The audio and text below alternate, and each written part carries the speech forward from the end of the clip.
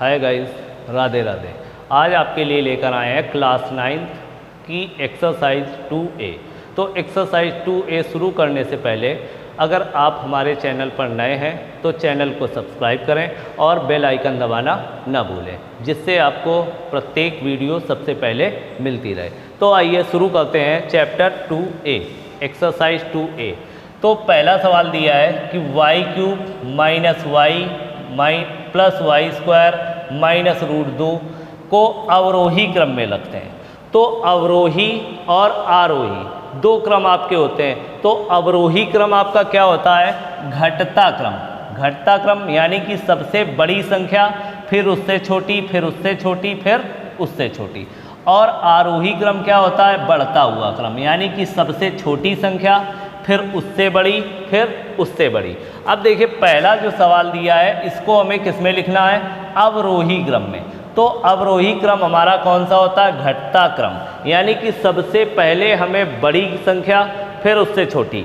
ठीक, अब यहाँ पर देखिए संख्याएं तो छोटी बड़ी नहीं है, लेकिन हम इनको किस में रखेंगे? घातों के घटते क्रम में। ठीक, तो यहाँ पर सबसे बड़ी घात क्या है? 3 है, तो y³। फिर उससे छोटी घात क्या है? 2, तो प्लस वाई स्क्वायर। फिर उससे छोटी घात y सिर्फ, यानी कि y की घात क्या है? 1, तो यानी कि माइनस y। फिर उसके बाद माइनस √2। ठीक है, अब अगला दूसरा है x⁵ plus 2x² plus 3x plus 7x⁴ plus x³ plus 1। अब इसको हमें लिखना है किसमें? आरोही क्रम। आरोही क्रम क्या होता है? बढ़ता क्रम।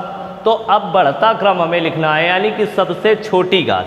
तो जो 1 है ये सबसे छोटी, क्यों? यहाँ पर यानी कि x या y जो भी है उसकी घात क्या है? 0, क्योंकि किसी भी संख्या की घात अगर 0 होती है तो उसका मान क्या होता है? 1।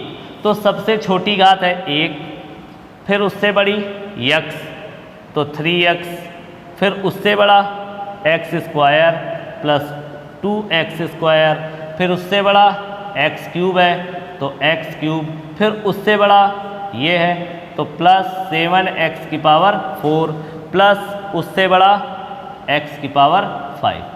तो ये हो गया आपका कौन सा क्रम? आरोही क्रम, यानी कि बढ़ता हुआ क्रम। ठीक, अब आइए तीसरा क्वेश्चन है कि निम्नलिखित में बहुपद नहीं है। तो बहुपद क्या होता है? बहुपद, तो इसमें हमें बताना है बहुपद।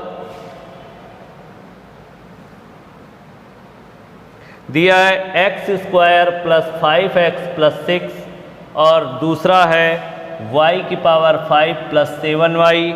तीसरा दिया है √x प्लस 2x, और चौथा दिया है x माइनस 5। तो बहुपद, बहुपद क्या होता है? बहुपद कोई भी समीकरण यदि दिया है उसमें हमें बताना है कि ये बहुपद है या नहीं है। तो बहुपद हम कैसे पहचानेंगे? अगर किसी भी समीकरण में x या y जो भी है उसकी घात 1 से कम है, क्या है? सबसे बड़ी घात 1 से कम है, तो वो बहुपद नहीं होगा। अब जैसे यहाँ पर तो कोई भी घात 1 से कम नहीं है कोई भी घात। यहाँ पर x की घात 2 है, ये x है यानी कि 1, तो ये बहुपद है। ये यहाँ पर भी y की घात कोई 1 से कम नहीं है, तो ये भी बहुपद है। अब यहाँ पर देखो x की घात 1 है और √x है, तो √x को यदि हम रूट हटाएं तो क्या आएगा? x की घात 1/2 आएगा और प्लस 2x, यानी कि x की घात 1 से कम है, तो ये बहुपद नहीं है। यहाँ पर भी x है तो x की घात 1 है, तो ये बहुपद है। ठीक, तो बात समझ में आई कि बहुपद इनमें से कौन सी नहीं है? तो बहुपद हमारी √x प्लस 2x बहुपद नहीं है, बाकी हमारी सारी संख्याएं बहुपद हैं। ठीक, अब इसी तरह चौथा है, चौथा क्वेश्चन। चौथे का देखिए इसमें भी बताना है कि निम्नलिखित फलनों में कौन कौन से बहुपद हैं। तो देखिए पहला x² + 4x + 4, दूसरा दे रखा है y⁸ 8 - 4, और तीसरा है x + 1/x, चौथा है 3x² + √x + 7। ठीक, पांचवा दिया है x² + 1/x² और x² - 1/x²। छठा दिया है x⁴ - 3x + 2, और सातवां दिया है x² - 2/3x + 6, और आठवां दे रखा है x + 4 और x + 5, और नवा दिया है x + 5²। तो अब यहाँ पर भी हमें क्या बताना है कि कौन कौन से बहुपद हैं और कौन कौन से बहुपद नहीं हैं। तो अब देखिए इसमें से हम बताएंगे कि कौन कौन से बहुपद हैं और कौन कौन से नहीं हैं। तो देखिए पहला क्या दिया है x² + 4x + 4।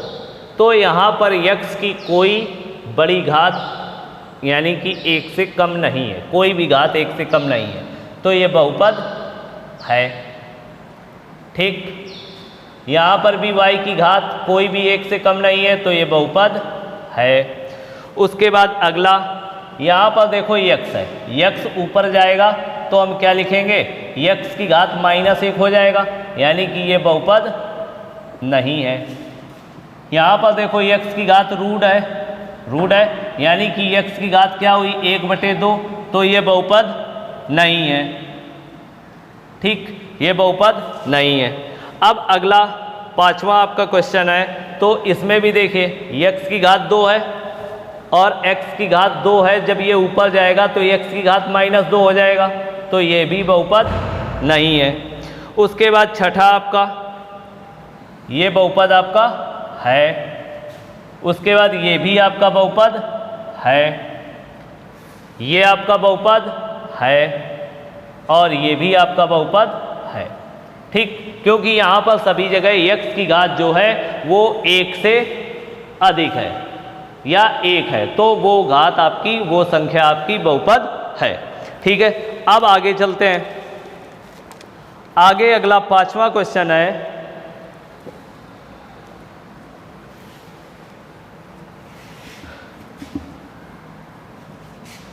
देखिए पांचवा है, कह रहा निम्नलिखित में x² का गुणांक लिखिए।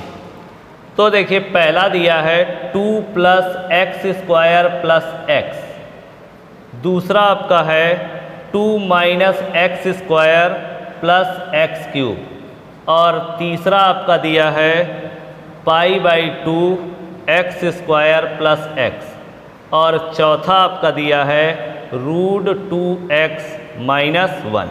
तो अब इसमें हमें बताना है कि x² का गुणांक क्या होगा। तो x² का गुणांक यानी कि x का गुणांक हमें बताना है कि इसमें क्या क्या होगा। तो अब देखिए यहाँ पर x² का गुणांक, तो x² के गुणे में क्या लिखा है, यहाँ पर क्या लिखा है गुणे में, कुछ नहीं है, यानी कि जहाँ कुछ नहीं वहाँ पर 1। ठीक, प्लस का यहाँ पर x² का गुणांक क्या होगा माइनस, तो -1। यहाँ पर x² का गुणांक क्या है π/2, और यहाँ पर x² का गुणांक क्या दिया है √2। तो इस तरीके से हम गुणांकों की तुलना करते हैं, तो ये हमारे गुणांक आ गए। अब छठा क्वेश्चन दिया है कि निम्नलिखित में एकपदी, द्विपदी और त्रिपदी बताने हैं। एक पदी बताना है, द्विपदी, त्रिपदी। तो जिसमें एक पद हो एकपदी हो जाएगा, जिसमें 2 हो वो द्विपदी हो जाएगा, और जिसमें 3 हो वो त्रिपदी हो जाएगा। तो जैसे पहला दिया है 10x, तो ये क्या है एक पदी है। एक पद है। अगला है 5x² प्लस 3x, तो इसमें कितने पद हैं? एक और एक, दो पद हो गए। ठीक, अब जैसे अगला है x प्लस 1 का होल स्क्वायर, तो अब कहोगे इसमें दो पद हैं, नहीं, इसका होल स्क्वायर पहले तोड़ेंगे, तो x² प्लस 1 प्लस 2x, तो एक पद, दो पद और तीन पद, तो ये कैसा हो गया? त्रिपदी हो गया। ठीक, तो इस तरीके से इसके सवाल होंगे। अब आगे 7वां क्वेश्चन दिया है, निम्नलिखित बहुपदों को आरोही क्रम में लिखिए, और 8वां दिया है, निम्नलिखित बहुपदों को अवरोही क्रम में लिखिए।